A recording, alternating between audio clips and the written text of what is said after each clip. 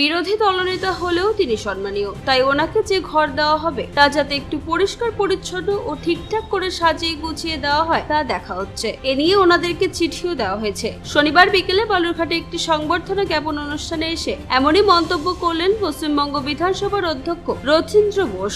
এদিন বালুরঘাট রবীন্দ্র ভবনে পশ্চিমবঙ্গ বিধানসভার অধ্যক্ষ রথীন্দ্র বোস সহ দক্ষিণ দিনাজপুর জেলার 4 জয়ী বিজেপি বিধায়ককে সংবর্ধনা দেওয়া হয়।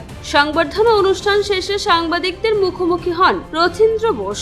সাংবাদিক বৈঠকে তিনি বলেন, বিরোধী দলনেতার তরফে চিঠি পেয়েছি, এ নিয়ে আমিও তাদের চিঠি দিয়েছি। ওনাদের কাছে কিছু তথ্য চাওয়া হয়েছে। এছাড়াও আগামী 1-2 দিনের মধ্যে কোন ঘর ঠিক আছে দেখে শুনে ওনাদের দেওয়া হবে। এর জন্য কয়েকদিন সময় লাগবে, তাই ওনাদের কাছে আবেদন, এ নিয়ে অহেতুক জল ঘোলা করবেন না। সহযোগিতা পেলে ওনাদের যথাযথ সম্মান দিয়ে ওনাদের সহযোগিতা করব। সম্বর্ধনা সবাই সম্বর্ধনা দিবেন।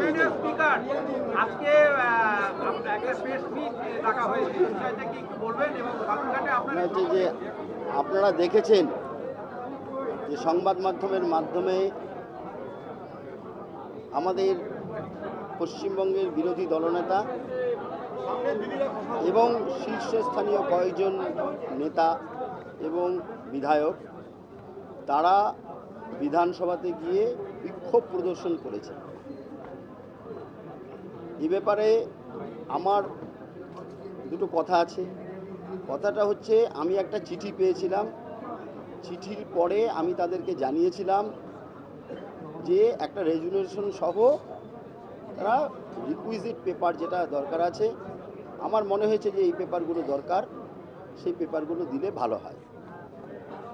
তারা 2 দিন আগে ওটা জমা দিয়েছে আমার সচিবালয়ে। আমি সেই পেপার পেয়েছি, চিঠি পেয়েছি। চিঠি পাওয়ার পরে আমি 2-1 দিনের মধ্যে বিধানসভাতে তাদের যে ঘর দেওয়া হবে সেই ঘরগুলো কি অবস্থায় আছে না আছে আমাকে দেখতে হবে, কারণ এর আগে ঘরের অবস্থা ভালো ছিল না। বিরোধী যে এলওপির ঘর ছিল, তাই সেই ঘরগুলো দেখে তারা খুব শীর্ষস্থানীয় সম্মানীয় নেতা বিরোধীর পক্ষের, তাদের উপযুক্ত সম্মান প্রদর্শন করে ঘরগুলো আমরা দেব এবং তার জন্য কয়েকদিন সময় লাগবে।